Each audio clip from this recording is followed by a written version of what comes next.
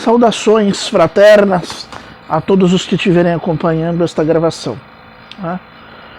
Alguns se perguntam por que nós não temos gravado mais vídeos com a assiduidade que gravávamos até então. E é evidentemente que temos que fornecer alguma resposta para essas pessoas. E a resposta é muito simples.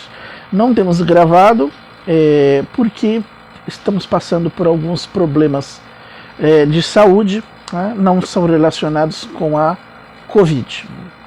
E também porque nós nos temos dedicado a algumas atividades que são bastante importantes, como o estudo da paleontologia, o estudo da dramaturgia grega, da história pré-colombiana e de diversas outras linhas de investigação que nós temos seguido. Então, de fato, nós estamos sendo absorvidos por esses trabalhos, inclusive tendo que fazer leituras em diversas línguas, como o francês, o inglês, o espanhol, o italiano, algumas pesquisas bastante exaustivas, inclusive, sobre Atapuerca,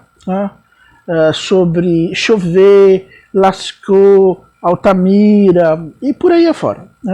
E, de fato, estas tarefas têm demandado bastante tempo. E, para nós, são bastante prazerosas. E de modo que nós não temos dedicado tempo para gravar vídeos como até então gravávamos. E, no entanto, devido ao rumo de insanidade a que chegou a sociedade brasileira, fomos obrigados a gravar este videozinho, mesmo porque após tantas alocuções do ministro Gilmar Mendes e também do ministro Alexandre de Moraes, nós pensamos, não vai sobrar nada para nós. O Gilmar Mendes e o Alexandre de Moraes disseram tantas verdades, aliás, verdades óbvias, o que é assustador. Alexandre de Moraes e Gilmar Mendes disseram tantas verdades óbvias que fiquei pensando, não vai restar nada, no fim disto não vai restar nada para eu falar, não vai restar nada para eu gravar. Então eu vim, corri e peguei o celular e vim gravar alguma coisinha. Alguma coisinha básica. Mesmo que me conhecem sabem que eu sou insuspeito. Nasci, fui criado dentro de um contexto protestante. Um contexto familiar, sociocultural protestante. E minha família, como acabei de dizer, é de origem protestante. E fui criado dentro dessa ideologia religiosa. No entanto, não é menos exato que eu me desassociei do protestantismo de maneira consciente, cabal e definitiva há cerca de 30 anos atrás. E desde que me desassociei do protestantismo, eu jamais cessei de alertar, de buscar alertar as pessoas sobre alguns aspectos sociais e sociológicos desta religião protestante. Eu nunca silenciei, eu jamais calei a boca, jamais baixei a cabeça. Eu venho buscando esclarecer as pessoas sobre certos aspectos dessa religiosidade, principalmente sobre o individualismo mórbido.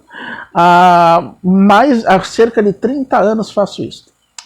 E não sem um grande custo, porque tenho sido, no decorrer de todo esse tempo, vítima de uma considerável, e eu já sabia disso porque fui criado, oposição e diria até mesmo perseguição religiosa. Eu quase fui agredido. Não vou entrar em maiores detalhes, já faz muito tempo, Para começo de conversa, eu tive que enfrentar minha família. Quando eu era jovem, fui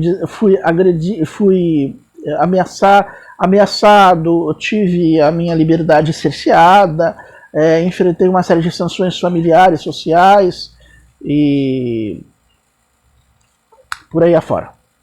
Né? E isto nunca cessou, nunca cessou. Agora, com essa Inquisição digital, Inquisição digital, que ainda é pior do que a Inquisição da Idade Média, do que a Inquisição da Igreja Romana, com essa Inquisição digital, se você falar que o outro é como é, se você demonstrar que o outro, ou que uma organização é fanática, é fundamentalista, você é denunciado no Facebook e a sua conta, o seu perfil é levianamente cancelado. Tá? O que é assustador. Eu já disse que vou acionar, se isso acontecer, eu aciono meus advogados. Tá? Mas tem todo tem toda esse caráter de perseguição religiosa, cerceamento das liberdades. Tá? Você não pode colocar o dedo, porque a questão é social e a questão é sociológica. Tá? Eu tenho um arquivo aqui na minha residência, eu tenho um arquivo sobre diversas ciências humanas, inclusive sobre religião, sobre protestantismo, com pesquisas feitas por sociólogos brasileiros, latino-americanos, europeus, norte-americanos, relacionando o protestantismo e as suas seitas bíblicas com atitudes persecutórias, de perseguição, individualismo e outras tantas coisas. Tá? E hoje colocar o dedo na ferida e falar sobre isso, e isto é necessário dentro de um contexto de um governo Bolsonaro, um governo tirânico, um governo despótico, um governo genocida, terrorista, criminoso, é necessário colocar o dedo no fundo da ferida. Por quê? Porque aqueles que são solidários com este governo terrorista, genocida e criminoso, infelizmente, lamentavelmente, têm um histórico religioso. E este histórico precisa ser examinado e precisa ser posto à luz. Tá? Mesmo porque eu não, ao romper com o protestantismo há 30 anos atrás, ao contrário de muitos dos meus ex-correligionários, cuja atitude eu conheço e compreendo, mas eu, pelo contrário, não me tornei ateu, não me tornei materialista e nem mesmo agnóstico, ou indiferente à religiosidade, por assim dizer. Eu respeito a opção destes meus ex-correligionários, porém eu respeito essas opções ideológicas, porém eu não comungo dessas ideologias. Eu não me tornei ateu, nem materialista, nem religioso. Tenho aqui nas mãos um exemplar do Novo Testamento, ou melhor, como costumo dizer, do Evangelho, dos 4 Evangelhos, Mateus, Marcos, Lucas, João.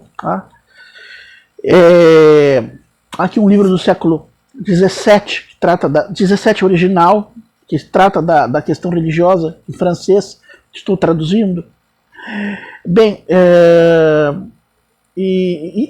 mas no entanto, apesar de tantos dissabores e de tantos prejuízos, de tanta perseguição, eu não posso deixar de vir novamente à baila, de vir a público, e mais uma vez abordar, como falei, essa questão. A impressão que se tem nos tempos atuais é que nós estamos passando por um delírio coletivo. Uma atmosfera de loucura, uma atmosfera de insanidade. Lamentavelmente, inspirada na prática religiosa. O que, mais uma vez digo, é para lamentar. Tudo isso é absolutamente alheio ao Evangelho, alheio à figura de Jesus Cristo, alheio ao cristianismo, por assim dizer. A psicologia do fanático religioso é uma psicologia bastante elementar. E é uma psicologia terrível. O fanático religioso, toda vez que ele não consegue dominar as outras pessoas, quando o fanático religioso ele não consegue impor os seus pontos de vista, quando ele não consegue controlar politicamente a sociedade, inclusive valendo-se do braço secular e de inquisições, como a de João Calvino em Genebra, no século XVI, o fanático religioso, pelo simples fato de não poder, repito, dominar o outro, de não poder controlar o outro, de não poder impor os seus pontos de vista, ele se julga perseguido. Tá? Isto é uma constante dentro dessa atmosfera de fanatismo religioso.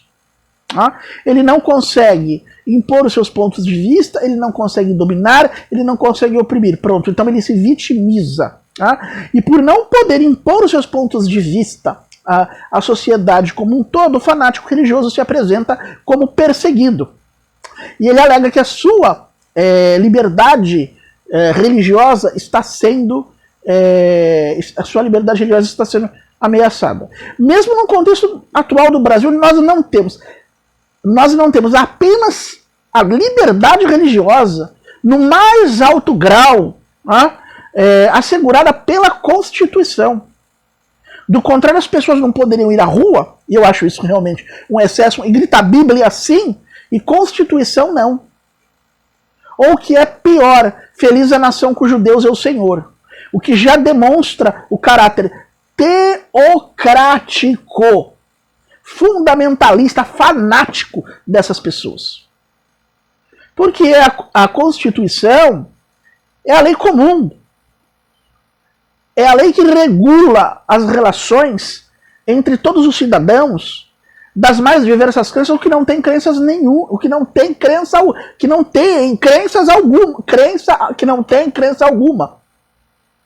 A Bíblia não pode cumprir este papel, porque os que não são, os próprios cristãos têm visões diferentes sobre o que se chama Bíblia.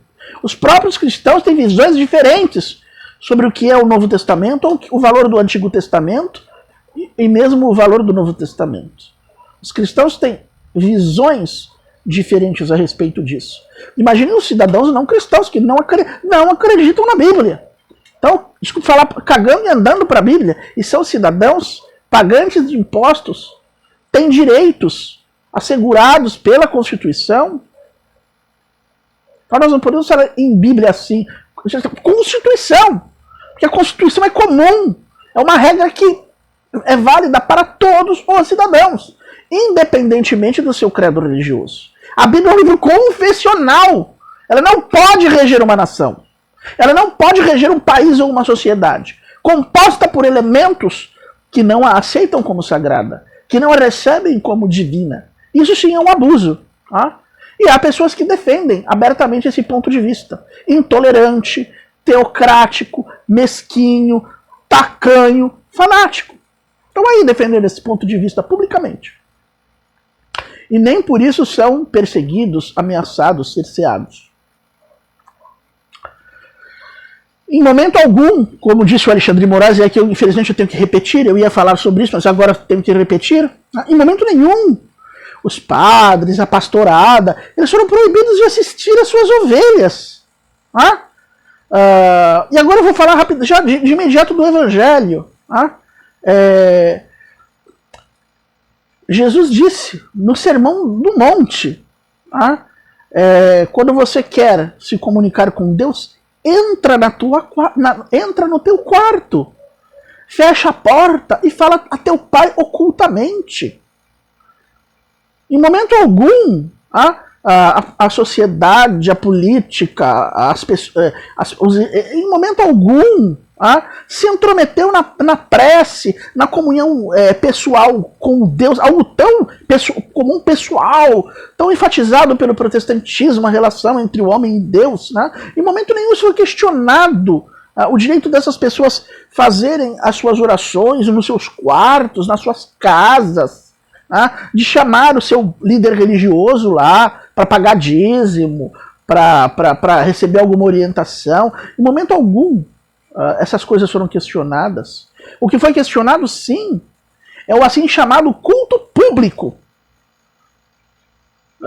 ou social, num momento de pandemia, em que juntar diversas pessoas, em que juntar uma multidão de pessoas é uma ameaça. Não só para esses religiosos fanáticos, mas uma ameaça para a sociedade inteira, para todos os cidadãos. É uma ameaça à coletividade, é uma ameaça ao bem comum. o qual está, sim, certamente, acima de diversas liberdades pessoais. Que, em primeiro lugar, está a segurança da sociedade, o bem comum. São normas sanitárias destinadas a garantir a segurança de todos os cidadãos, que a situação de Covid não venha a se agravar. Não se trata de crer na Covid como se crê em milagres, porque a Covid está aí. A Covid é um fato, sobre o qual não pode pairar dúvida. Não podem pairar dúvidas. Tomem vergonha na cara, vão aos hospitais, vão aos velórios, ver por si mesmos, como Tomé, o incrédulo. Nós estamos vivendo uma situação de calamidade pública. Grande parte devido à omissão do Estado Nacional, por omissão do governo federal. Estamos vivendo um estado de calamidade. Nós estamos chegando a 500 mil de mortos, 500 mil de vidas ceifadas. A quantos mortos nós temos que chegar para convencer estas pessoas levianas, cruéis, insensíveis, egoístas, que só pensam em si mesmo, que olham apenas para o próprio umbigo? Quantos tem que morrer? 1 milhão, 2 milhões, 5 milhões, 10 milhões vai ser pouco? 20 milhões de cidadãos mortos será pouco? Parece que sim. Porque essas pessoas, elas parecem ignorar a gravidade da situação. Nós temos 4.000 óbitos ao dia. E tem pessoas que têm a audácia de se preocupar com o culto público. Elas estão cagando e andando para os 4.000 óbitos. Elas querem, eles olham apenas para o umbigo, para suas necessidades espirituais. Elas querem ter o culto. Elas querem ir para o culto. E, desculpe a palavra, fodam-se os demais cidadãos. Fodam-se os demais cidadãos da República. Que por causa delas, dessa atitude leviana e irresponsável, são expostos. Pessoas vulneráveis ficam expostos ao contágio. Agora, por que você não pega, você que vai para o seu culto, quando alguém fica doente com culto, leva para sua casa, vocês gostam de dizer, leva para sua casa. Pastor compra o oxigênio e hospitaliza a pessoa, as suas próprias expensas. Você vai fazer isto? Vai converter a sua igreja num hospital?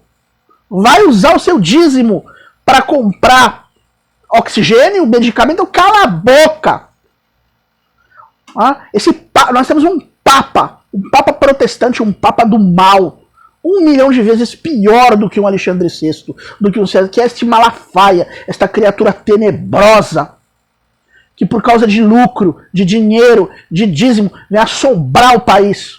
Homem politiqueiro, que vem levantar intrigas. Por quê? Porque deseja instaurar, ele deseja controlar o governo, direto ou indiretamente, instaurar uma teocracia, dar as cartas, mandar, desmandar, estabelecer leis bíblicas, oprimir os cidadãos livres. É isso que este Silas Malafaia deseja. Então ele vem a público para exigir, para determinar, para mandar, que ele quer controlar o Brasil, através do seu títere, que é o Bolsonaro. As igrejas não podem ser fechadas, porque nós temos o direito de ter culto público num momento de uma pandemia. Só pode partir de uma mente farisaica, de um escriba, de um fariseu, de uma pessoa cruel, insensível, desumana, maligna, que não compreende o que está acontecendo, ou por pura ou nega o que está acontecendo por pura maldade, por aspirações pecuniárias, financeiras, econômicas, que é continuar ganhando dinheiro fácil, cobrando dízimo, e por isso essa criatura tenebrosa assombra um país inteiro, colocando-se contra medidas sanitárias. Quando foi já falado, quando mesmo na Idade Média, que é acusada de idade de trevas, dizem que é a idade de trevas, durante a Idade Média, nas ocasiões de epidemia, nas ocasiões de pandemia, os templos eram fechados pelos papas, pelos bispos, pelos padres. As igrejas eram fechadas para evitar o contágio. Isso foi feito durante a Grande Peste. Isso foi feito durante as epidemias do século XVII. Isso foi feito na gripe espanhola, onde muitas igrejas são disponibilizadas. Aqui na minha cidade, a matriz se converteu em hospital provisório e a atividade religiosa cessou. Está nos livros de história, que aliás eu estou escrevendo a história de minha cidade. A igreja romana, com todos os seus vícios, seus defeitos, ela colaborou nas situações de peste e pandemia. Mas o protestantismo brasileiro, sectário, insensível, cruel, individualista, egoísta, recusa-se a colaborar. E não é apenas isto. Tá? Divulga, em pleno século XXI, 2021, o protestantismo brasileiro continua divulgando fábulas sobre a vacina, fábulas do século XVIII, do século XIX, do século XX, fábulas com 100, 200 anos. Os fanáticos religiosos, fundamentalistas, teocráticos, continuam propagando estas fábulas, desestimulando o uso da vacina, da profilaxia. E ao mesmo tempo, são criaturas tão tenebrosas que ao mesmo tempo que condenam a vacina, ainda exigem que os seus templos fiquem abertos e que os cultos públicos sejam oficiados. Como se não bastasse não tomar vacina. Eles, além de não tomar vacina, querem contaminar os outros. Querem levar o vírus para suas casas, para suas quadras, para os seus bairros, para as suas cidades, para a sociedade. Contaminar os seus parentes e seus amigos incrédulos. Que, aliás, para eles nem proteção divina tem. Porque são incrédulos, são idólatras, são politeístas, não sei mais o que. E eles querem levar o vírus para estas pessoas, querem contaminá-las. Como se chama isso? Assassinato. Você quer contaminar uma pessoa durante a pandemia, você é assassino. É assassinato. Não tem outras palavras para descrever uma pessoa que ela colabora com um governo que se opõe à vacina. Que ela apoia um governo que não imuniza os cidadãos.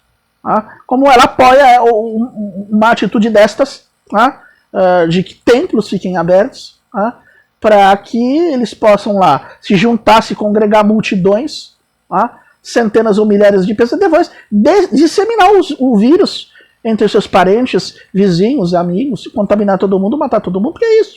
Isso é assassinato. E você não tem o direito. Ninguém tem o direito de contaminar o outro. Ninguém tem o direito de matar, de assassinar o outro. Isso não é um direito, isso é um abuso de direito, isso é um crime. A minha liberdade começa onde termina do outro. A minha liberdade termina onde começa do outro. É uma situação específica. É uma situação particular. É uma situação sui generis. É uma situação de calamidade sanitária. Uma situação de pandemia. Em que as pessoas morrem como se estivessem sendo afogadas ou asfixiadas nos hospitais sem oxigênio. E na qual são os enfermeiros e são os médicos que estão cuidando. Não, o pastor não vai cuidar dos outros no hospital. Quem vai cuidar dos outros é o médico. Quem se ferra, quem está ali na linha de frente é o médico, é a enfermeira que está segurando o rojão. Se dependesse dos pastores, ia ser que nem Genebra, no tempo de Calvin, ia fugir todo mundo. Ou ia pegar o jatinho para se imunizar nos Estados Unidos. Como fizeram os Hernandes, como fez o Edir Macedo. Toca o jatinho para os Estados Unidos, para se vacinar lá. Ou se não tiver vacina, foge. E deixa a raia miúda morrer aí. Entregue ao Deus dará. Por quê? Porque não vai ter leitos disponíveis nem em UTI.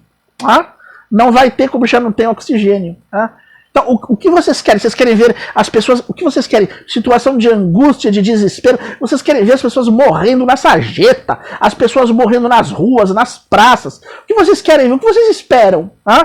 Cadáveres e mais cadáveres. Que os incrédulos morram, os romanos, os ortodoxos, os espíritas, ateus, materialistas, budistas, morra todo mundo.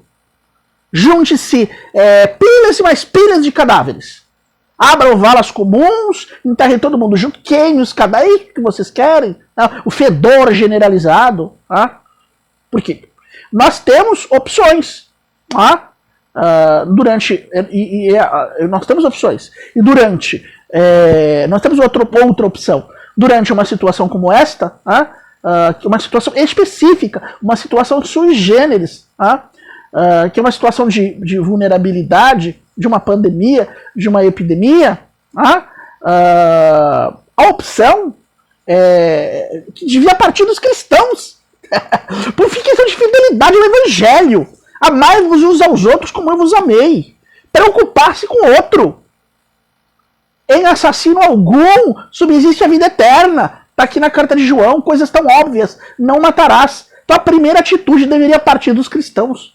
É deles que deveria partir. Por uma questão de consciência e de ética. Não, nós não vamos aos cultos, nós não queremos culto, não queremos missa, nós vamos nos comunicar. Provisoriamente nós vamos exercer a nossa religiosidade no santuário do lar, no recôndito do lar.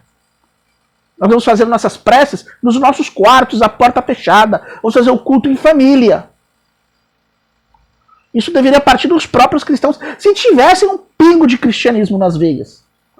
Se tivesse um pingo de autêntica religiosidade nas veias. E não quisessem ser chamados, eu vou chamar de fariseus hipócritas. Deveria partir deles. É uma vergonha que o STF, é uma vergonha que a instância jurídica tenha que fazer esse tipo de julgamento. É vergonhoso, é tenebroso, tem que ficar registrado na história o tipinho de cristãos que nós temos nesse tipo. Muito mais preocupados com o exercício social ou comunitário da sua religiosidade do que com as vidas dos outros, do que com a vida humana, com a dignidade humana. Isto é sério, não é uma brincadeira. Mas a Bíblia você tem, no protestantismo, você tem inúmeras interpretações, visões, correntes, não existe nenhuma unanimidade. O que um protestante diz, outro protestante diz, mas a Bíblia é para você. Você não pode pegar o seu juízo particular, seu juízo individual, a sua interpretação e impor à sociedade. Querer tornar a sociedade vulnerável, contaminar e matar todo mundo por causa da sua interpretação bíblica. Vocês mesmos vivem de interpretação. Vocês dizem uns para os outros. E agora vocês querem impor esse ponto de vista mesquinho, sectário, tacanho. Vocês querem impor a toda a sociedade, que a sociedade inteira engula, que se submeta, que a instância política se submeta aos caprichos de vocês. Isso não é liberdade. Isso não é e nunca será e jamais será liberdade religiosa. Isso é um abuso. É fanatismo. É apenas uma pequena amostra da mentalidade sectária, teocrática, fundamentalista que vocês têm. Vocês querem dominar, oprimir, submeter os outros. Aproveitar da situação para impor os seus pontos de vista. Para se firmar politicamente. E aí está esse lixo, que é essa bancada evangélica, essa bancada de lixo, bancada teocrática inútil, que não faz nada faz pela qualidade de vida do povo brasileiro. Nada faz pela qualidade de vida do povo brasileiro, pelo bem comum, pela justiça social, pela promoção humana. Essa bancada nunca fez nada. É uma bancada omissa, indiferente, insensível, desumana, cruel. E agora, neste momento, vem a baila para dizer, nós queremos culto. Nós queremos cerimônias religiosas, queremos cultos. E querem ainda associar outras religiões. Esta causa não é das outras religiões. É a causa de vocês, nem do protestantismo inteiro. Porque eu tenho certeza que o luteranismo, o metodismo histórico, o luteranismo histórico não concordam com essa bizarrice, com essa abominação, nem do protestantismo inteiro, quanto mais do cristianismo. Todo o cristão apostólico, o apostólico romano, católico ortodoxo, anglicano, eles não têm absoluta certeza que um grande número de cristãos apostólicos, conscientes, que tem o evangelho na alma, no coração, eles sejam romanos, anglicanos ou ortodoxos como eu, não concordam com essa visão sectária e desumana. Sabem que tem que cumprir o seu dever, que é um dever religioso, é um dever cristão, é um dever espiritual se abster de congregar neste momento, de prestar um culto social. É dever para preservar o que é mais valioso, que é a vida e a dignidade do outro. e que é sinal de amor ao próximo, o primeiro de todos os mandamentos. Então, tenho certeza que pessoas das outras religiões, espíritas, judeus, hindus, budistas, xiitas, não concordam. Tenho certeza que essas outras pessoas não concordam. A sociedade não concorda com isso. Não é a sociedade religiosa, não são os religiosos, não são os cristãos, não são as igrejas históricas e apostólicas, tá? Que fazem essa exigência descabida, e sim o Malafaia, e o setor que o Malafaia representa, aliás, infelizmente ainda minoritário na sociedade brasileira. É este setor que faz estas exigências descabidas. Então não venham atribuir a religiosidade, não venham atribuir as religiões, não venham atribuir as igrejas históricas, as igrejas apostólicas, não venham atribuir aos outros, tá, os anseios e aspirações sectárias de vocês, pentecostais. E eu acredito que devem existir pentecostais de boa vontade que também não concordam com você, que não concordam com este ponto de vista irresponsável, individualista e egoísta expresso pelo Silas Malafaia. Tá? Então eu venho neste momento como ex-protestante, e como cristão, e como cidadão, e como educador.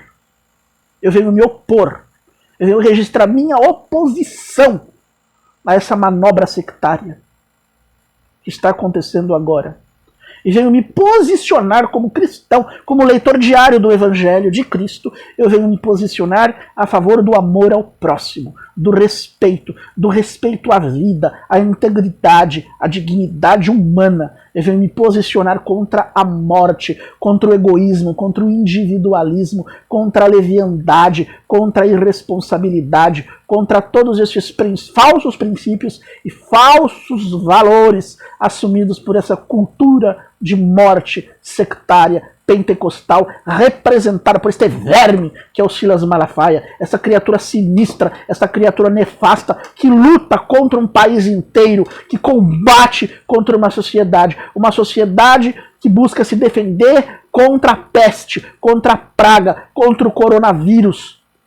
E esse homem sem coração, sem alma, sem consciência, se opõe a esta sociedade, essas medidas profilácticas que são tão urgentes e tão necessárias. Tá? E nada disso tem a ver com liberdade religiosa. É algo que está sendo distorcido pelos fanáticos religiosos, que têm uma compreensão errada e abusiva da liberdade religiosa. Ninguém está sendo proibido de praticar na sua residência, privadamente, no recôndito do lar, no santuário do lar, de praticar a sua religião segundo a sua consciência. Ninguém está sendo privado disso. Então a liberdade religiosa jamais esteve ameaçada pelo poder público, pela autoridade política, pela sociedade. Tá? O que nós